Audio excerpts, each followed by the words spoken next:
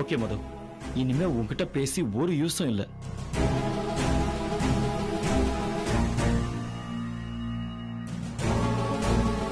சாமி, நான் உங்ககிட்ட ஒரே ஒரு வேண்டுதலை வைக்கிறேன். இவ பொய் சத்தியம் செஞ்சான்னு தான் நான் நம்புறேன். உங்களுக்கு சக்தி இருக்கிறது உண்மைன்னா இன்னும் ஒரே வாரத்துல இவ செஞ்ச தப்புக்கான தண்டனை இவளுக்கு கிடைக்கணும்.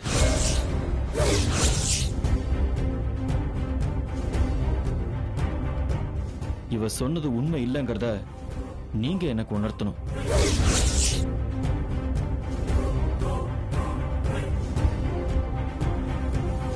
அப்படி எதுவும் நடக்கலன்னா என்னோட குழப்பம், சந்தேகம் எல்லாத்தையும் தூக்கி போட்டுட்டு நான் இவ்வளவு முழு மனசோட கல்யாணம் பண்ணிக்கிறேன். உங்க சக்தியை வச்சு இன்னும் ஒரு வாரத்துல எது உண்மை எது பொய்யுங்கிறத எனக்கு நீங்க நிரூபிச்சு காட்டுங்க.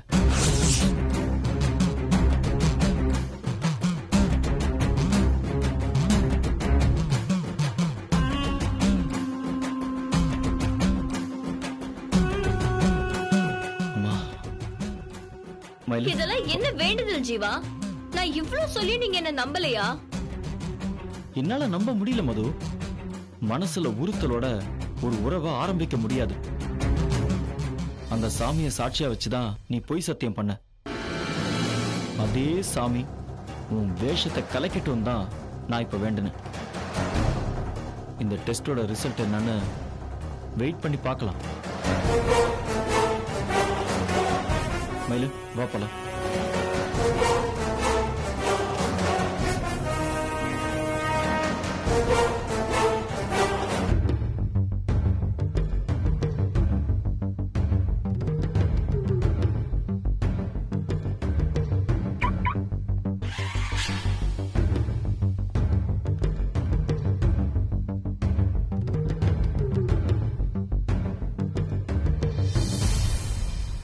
சாமி, ஜீவாவோட வாழ்க்கையில ஒண்ணு சேரணும்னு தான் நான் மேல மேல போய் சொல்லிக்கிட்டு இருக்கேன்.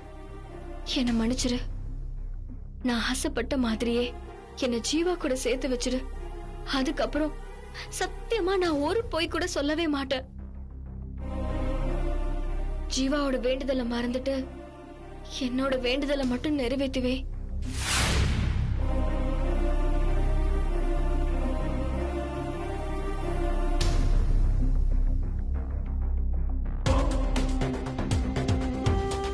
மது, நான் இவளை அகாடமியில் ட்ராப் பண்ணிட்டு அப்படியே ஆஃபீஸ்க்கு போயிடுறேன். நீ ஒரு ஆட்டோ பிடிச்சி கெஸ்ட் ஹவுஸ்க்கு போயிடு. மயிலு, கார்ல இரு, போலாம்.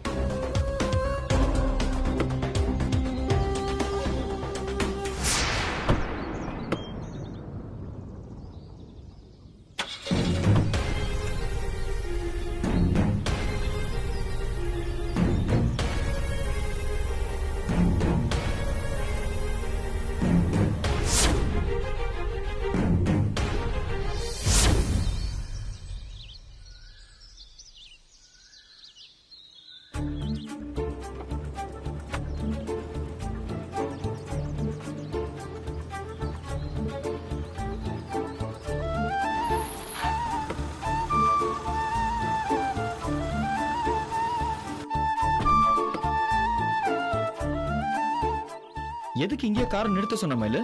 நான் இப்படியே போய்க்கிறேன் சார். மயிலு, உன்னை அகாடமிலேயே டிராப் பண்ணிடுறேன், ஏறு. சார், மெயின் ரோட்ல இருந்து அகாடமிக்கு போற வழியில பள்ளம் தோண்டி வச்சிருக்காங்க. காரெல்லாம் போக முடியாது சார். இங்க இருந்து கொஞ்சம் தூரம் தான் சார். நான் நடந்தே போய்க்கிறேன். நடந்து போக முடியும்னா நான் உன்னை அகாடமிலேயே டிராப் பண்ணிடுறேன் மயிலு.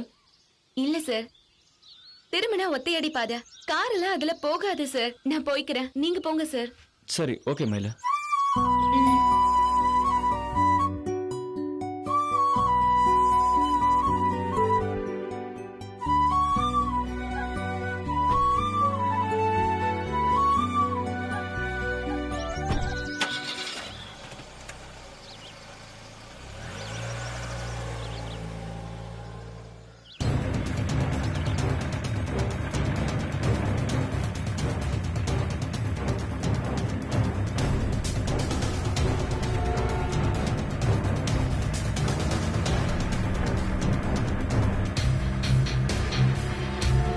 டேய் வண்டி நிப்பாட்றா. சரிண்ணே.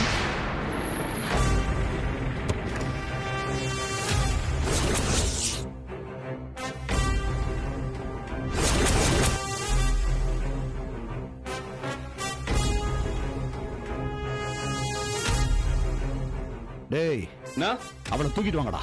சரிண்ணா.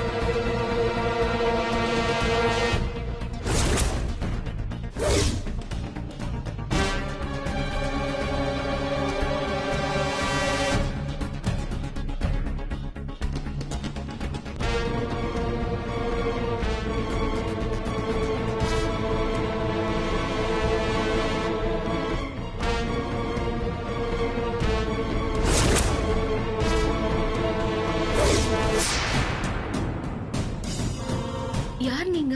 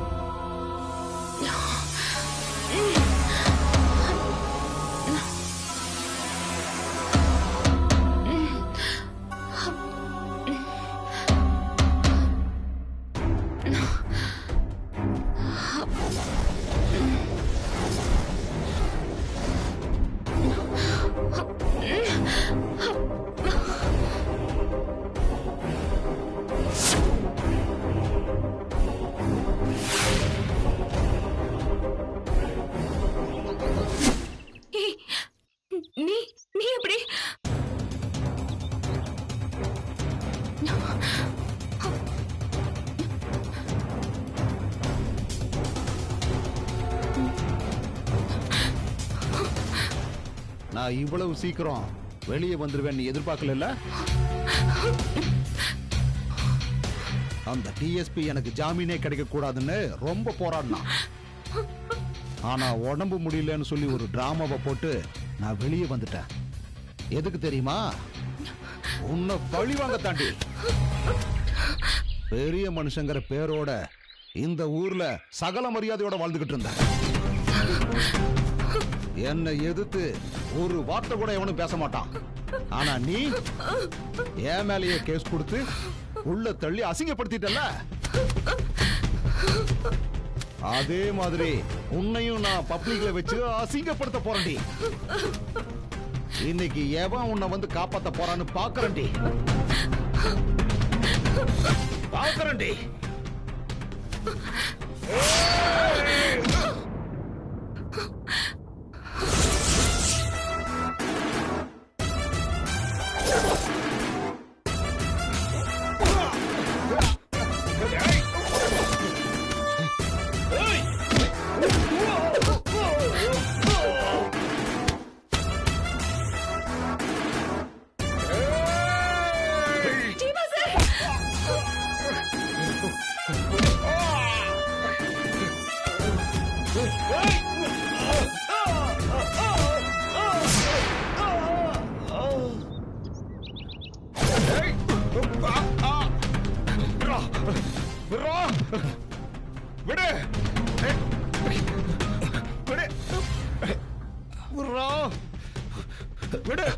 வா மயிலு.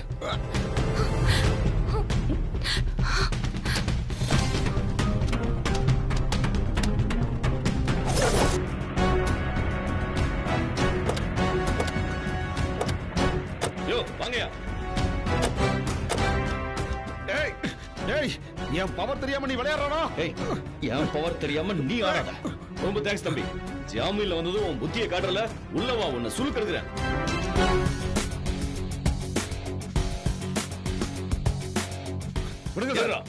ஏறு உள்ள போடா. உள்ள போ. ஏத்துங்கயா. ஏறு ஓ உள்ள போ. எப்ப பாரு ரவுடித்தனம் பண்றது. லெட்டர் பாரு கட்சியை வச்சுக்கிட்டு இவனுங்க தொலை தாங்க முடியல. எடியா வண்டியா.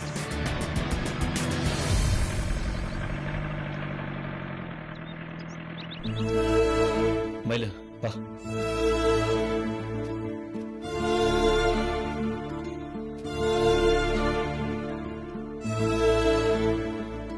மயிலு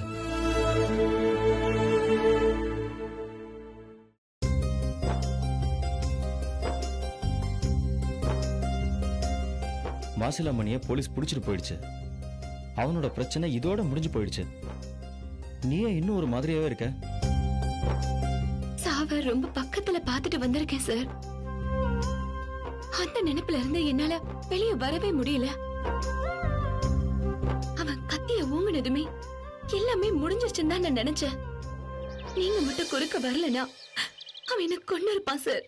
மயிலு, நான் உன் பக்கத்துல இருக்கிற வரைக்கும் உனக்கு எதுவுமே ஆகாது மயிலு. நான் ஆகவும் விட மாட்டேன். இது ஒரு வகையில சுயநலம் தான் மயிலு. நான் உன்னை இழந்துட்டா நான் வாழ்றதுல அர்த்தமே இல்லை. உயிரை தொலைச்சிட்டு பணமா வாழ்றதுல என்ன மயில் அர்த்தம் இருக்கு? சொல்ல போனா உன்னை காப்பாத்துறது மூலமா நான் என்னையே காப்பாத்திக்கிட்டேங்கிறது தான் உண்மை. என்ன காப்பாத்த போய் உங்களுக்கு ஏதாவது ஆயிருந்தா என்ன சார் பண்றது? எனக்காக உங்க உசுரை பத்தி கூட யோசிக்காம சண்டை போட்டீங்களே சார். அந்த ரவுடிங்க உங்களை ஏதாவது செஞ்சிருவாங்களோன்னு எனக்கு ரொம்ப பயமாயிடுச்சு சார்.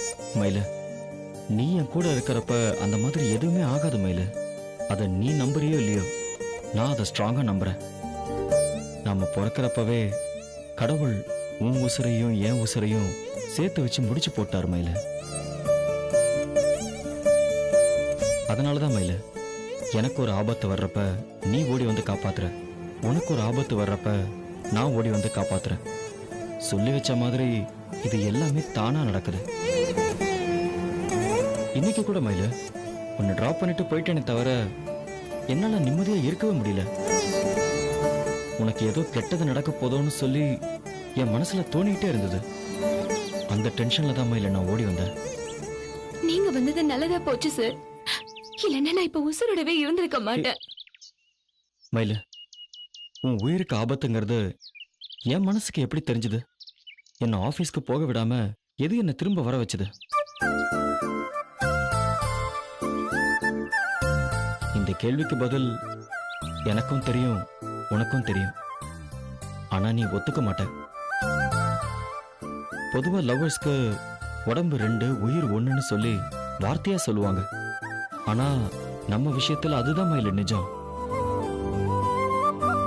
நம்ம 2 பேருக்குமே ஒரே உயிர் தான். அதனாலதான் ஒருத்தருக்கு ஒரு பிரச்சனை வரும்போதெல்லாம் இன்னொருத்தருக்கும் துடிக்குது.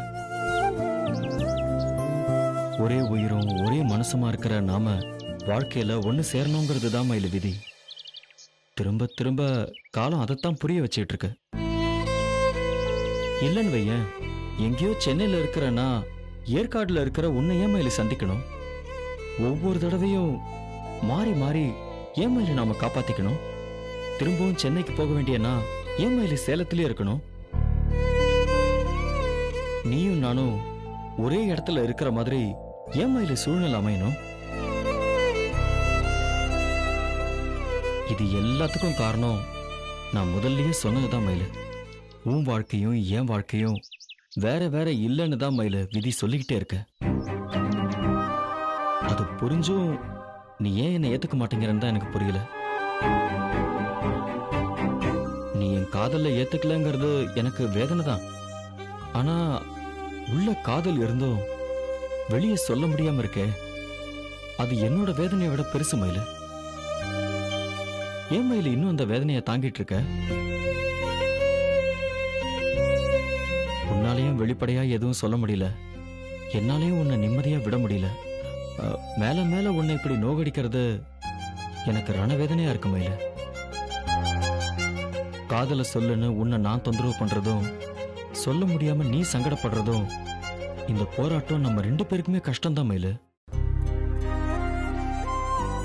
இன்னும் எவ்வளவு நாளைக்கு மயில நாம இந்த கஷ்டத்தை அனுபவிக்க போறோம் சொல்லு?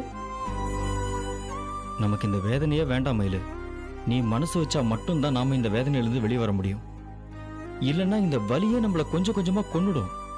சந்தோஷமா வாழ வேண்டிய நாம ஏன் மயில இவ்வளவு சீக்கிரம் நம்ம வாழ்க்கையை முடிச்சுக்கணும்? ப்ளீஸ் மயில, கொஞ்சம் யோசிச்சு பாரு.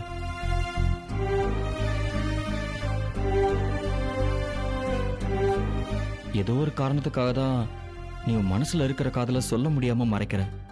அந்த காரணம் என்னவா இருந்தாலும் சரி, நான் அதை சரி பண்ணி தரேன் மயிலு. நீ பயப்படுற மாதிரி எதுவுமே நடக்காதுன்னு சொல்லி நான் உனக்கு உத்தரவாதம் தரேன். தயவு செஞ்சு இப்போது உன் காதல சொல்லிடு மயிலு. ப்ளீஸ் மயிலு.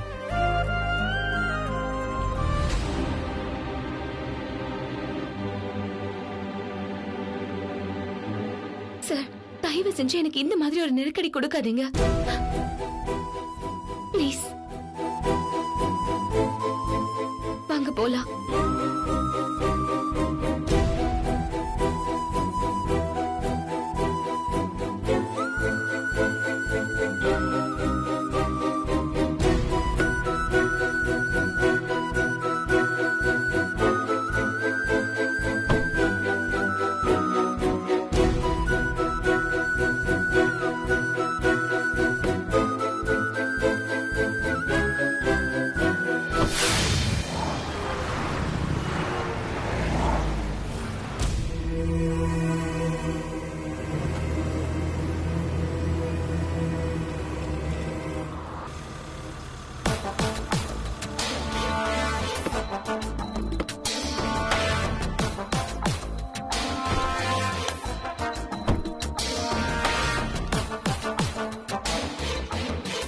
என்னாச்சு ஜீவா?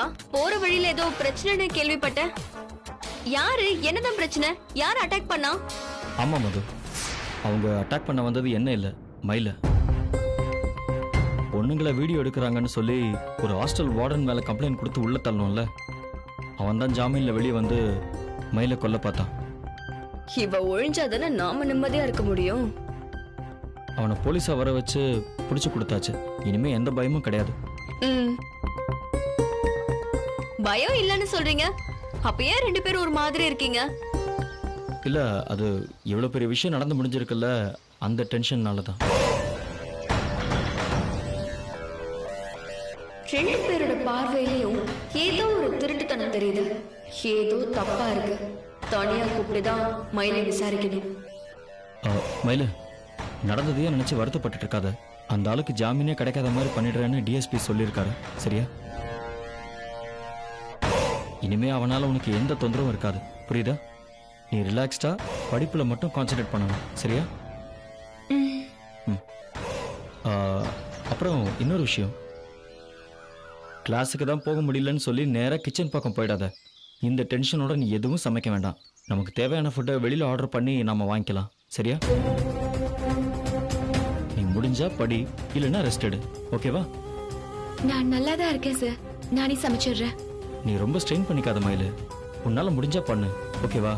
நீ ஹெல்த்தியாவும் மென்டல் ஃப்ரீயாவும் இருக்கிறது தான் எனக்கு முக்கியம். ஓகேவா? உங்களுக்கு வேணும்னா நீங்க ஆபீஸ்க்கு கிளம்பிடுங்க ஜீவா. இங்க இருந்து நீங்க என்ன பண்ண போறீங்க? இல்ல மது, நடந்த இன்ஸ்டன்டால மயில் ரொம்ப அப்செட்டா இருக்கா. அதனால தான் இன்னைக்கு அகாடமிக்கு கூட போக வேண்டாம்னு சொல்லி இங்க கூட்டிட்டு வந்துட்டேன். அவளை இந்த நிலைமையில விட்டுட்டு என்னாலையும் எங்கேயும் போக முடியாது. நான் இங்கேயே வீட்டில இருந்து பாத்துக்கிறேன்.